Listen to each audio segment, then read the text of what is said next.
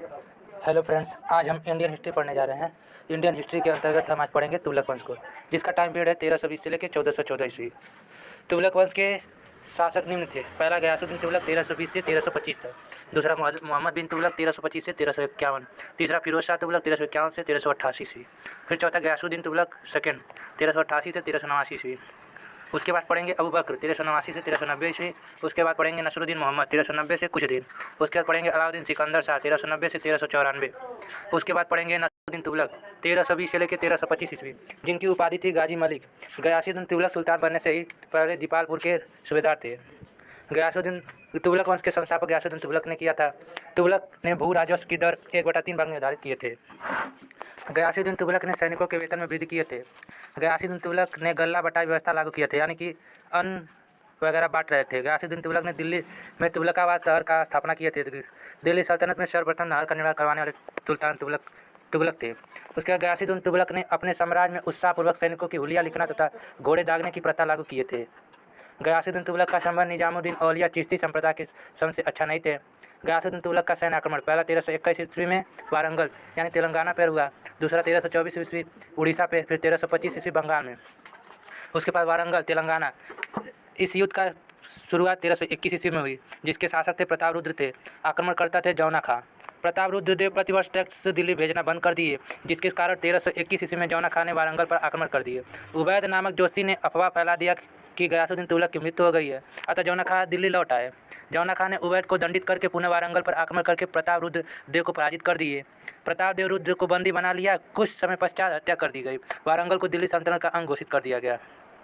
अब उसके बाद पढ़ेंगे हम उड़ीसा विजय सन 1324 ईस्वी में, जहाँ के शासक थे भानुदेव द्वितीय। आक्रमणकर्ता थे जौना खां। वारंगल आक्रमण के दौरान भानुदेव सेकंड ने प्रताप रुद्रदेव का साथ दिए थे, अतः इन कारणों से जौना खां ने 1324 ईस्वी में उड़ीसा पर आक्रमण कर दिया।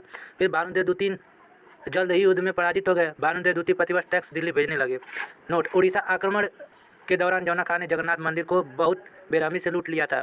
बंगाल विजय सन 1324 ईस्वी में यह युद्ध हुआ, जिसमें शासक थे गयासुद्दीन बहादुर। इसके आक्रमणकर्ता थे सुल्तान गयासुद्दीन तुगलक। गयासुद्दीन बहादुर ने विद्रोह करके बंगाल में अपनी स्वतंत्रता घोषित कर दिया। दिल्ली सल्तनत को प्रतिवर्ष टैक्स मिलना बंद हो गया। सुल्तान ने 1325 ईस्वी में विशाल सेना की सहायता से बंगाल पर आक्रमण कर दिया। गयासुद्दीन बहादुर युद्ध करते ही मारे गए। बंगाल पर सुल्तान गयासुद्दीन तुगलक का अधिकार हो गया। बंगाल विजय से उत्साहित होकर यानी खुशीपूर्वक होकर गयासुद्दीन तुगलक आदेश जारी किया कि सुल्तान के दिल्ली पहुंचने से पहले निजामुद्दीन औलिया दिल्ली छोड़कर चले जाएं। निजामुद्दीन औलिया ने सुल्तान को जवाब देते हुए कहा, हुनूज दिल्ली दूरस्थी, हुजूर अभी दिल्ली बहुत दूर है। जौना खां अपने पिता गयासुद्दीन तुगलक का स्वागत करने के लिए दिल्ली के निकट अफगानपुर गांव में एक लकड़ी का महल बनवाए थे। जैसे ही सुल्तान लकड़ी के महल में प्रवेश किए, वैसे ही लकड़ी का छज्जा यानी लकड़ी का टुकड़ा उनके सिर पर गिर गया, जिसके कारण सुल्तान की मृत्यु हो गई। अब पढ़ेंगे हम मोहम्मद बिन तुगलक 1325 से लेकर 1351 ईस्वी, जिनके बचपन का नाम था जौना खां। इनकी उपाधि थी अमीन उल मोमिन। यह अरबी तथा फारसी भाषा के विद्वान थे। अनेक विषयों के ज्ञाता थे, जैसे खगोल विद्या, गणित, चिकित्सा शास्त्र, तर्कशास्त्र, दर्शन शास्त्र आदि। मोहम्मद बिन तुगलक विलक्षण प्रतिभा के विद्वान होने के बावजूद भी एक सफल सुल्तान नहीं बन सके। जयाउद्दीन बर्नी ने मोहम्मद बिन तुगलक की 5 योजनाओं की चर्चा करते हुए इस प्रकार है: दुआ में कर वृद्धि 1325 से 1326 ईस्वी, राजधानी परिवर्तन 1327 ईस्वी, सांकेतिक मुद्रा का प्रचलन 1329 ईस्वी, खुरासन पर आक्रमण 1330 से 1331 ईस्वी, कराची पर आक्रमण 1337 से 1338, दुआ में कर वृद्धि 1325 से 1326 ईस्वी। दिल्ली के आसपास की उपजाऊ भूमि दोआब के अंतर्गत आते थे। इस क्षेत्र में कृषि कार्य बहुत बेहतर होता था। सुल्तान ने दोआब के क्षेत्र में 1/10 भाग कर वृद्धि कर दी। उसी वर्ष प्राकृतिक आपदा के कारण किसानों का फसल बर्बाद हो गया। किसान संकट की स्थिति में आ गए, जिसके बावजूद सुल्तान के राजस्व अधिकारियों ने किसानों के ऊपर लगान जमा करने की स्थिति में नहीं थे, अतः किसानों ने विद्रोह कर दिया। सुल्तान ने किसानों के विद्रोह को बलपूर्वक दबा दिए। दोआब के क्षेत्र में लगातार अकाल पड़ता रहा। जो लगान पहले मिलता था वह भी बंद हो गया, अतः सुल्तान ने पुनः कृषि कार्य प्रारंभ करने के लिए किसानों को ऋण दिए थे। दोआब में कर वृद्धि की योजना सफल नहीं हो पाई थी। अब पढ़ेंगे दूसरा, राजधानी परिवर्तन। सर्वप्रथम मोहम्मद बिन तुगलक ने दिल्ली से 1327 ईस्वी में दिल्ली से दौलताबाद राजधानी परिवर्तन कर दिया, जहाँ पर दिल्ली में प्लेग फैला हुआ था। जिस दौलताबाद का पुराना नाम देवगिरी था। दक्षिण भारत के राज्यों पर नियंत्रण रखना चाहते थे और उनके समय में दक्षिण भारत में 27 विद्रोह हुए। जयाउद्दीन बर्नी के अनुसार इस्लाम धर्म का वो प्रचार किए थे।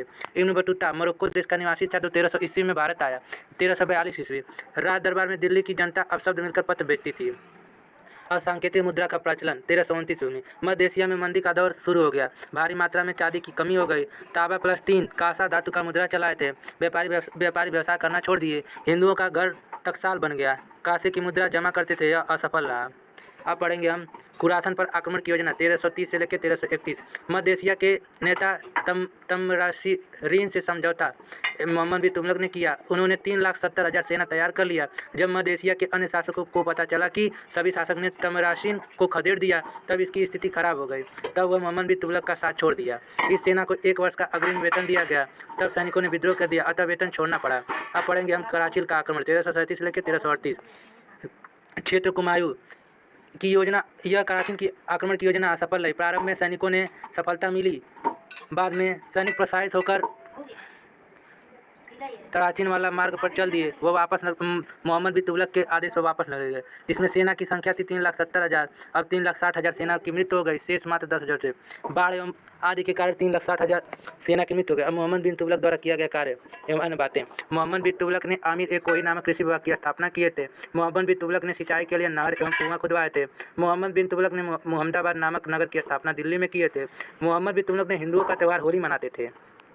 मोहम्मद बिन तुगलक ने आकाश संहिता तैयार करवाए थे। इसके अंतर्गत ऋण पंजियों में ऋण लेने वाले किसानों का नाम अंकित किया गया था। लगभग 2 करोड़ ऋण किसान को दिया गया था। मोहम्मद बिन तुगलक ने दिल्ली से राजधानी परिवर्तन करके दौलताबाद यानी देवगिरी बनाए थे। मोहम्मद बिन तुगलक ने सांकेतिक मुद्रा का प्रचलन शुरू किए थे। मोहम्मद बिन तुगलक के समय में 34 विद्रोह हुआ था, जिसमें से 27 विद्रोह केवल दक्षिण भारत में हुआ था। मोहम्मद बिन तुगलक के समय में 1327 ईस्वी में एकमात्र मंगोल आक्रमणकारी तमरशिरीन का आक्रमण हुआ। सुल्तान ने धन देकर तमरशिरीन को वापस लौटा दिए थे। मोहम्मद बिन तुगलक के समय में हरिहर एवं बुक्का दोनों भाई संगम वंश के निवासी नीवी रखे थे, विजयनगर साम्राज्य का स्थापना किए थे। मोहम्मद बिन तुगलक के समय में 1347 ईस्वी में अलाउद्दीन बहमन शाह हसन गंगो ने बहमनी साम्राज्य की स्थापना किए थे। मोहम्मद बिन तुगलक के समय में 1333 ईस्वी में अफ्रीकी यात्री इब्न बतूता मोरक्को देश का निवासी भारत आया था। सुल्तान ने इसे दिल्ली का काजी नियुक्त कर दिया। इब्न बतूता ने रोहेला नामक पुस्तक लिया था, इसमें यात्रा वृत्तांत का उल्लेख है। इब्न बतूता 1333 ईस्वी से 1342 ईस्वी तक भारत रहा।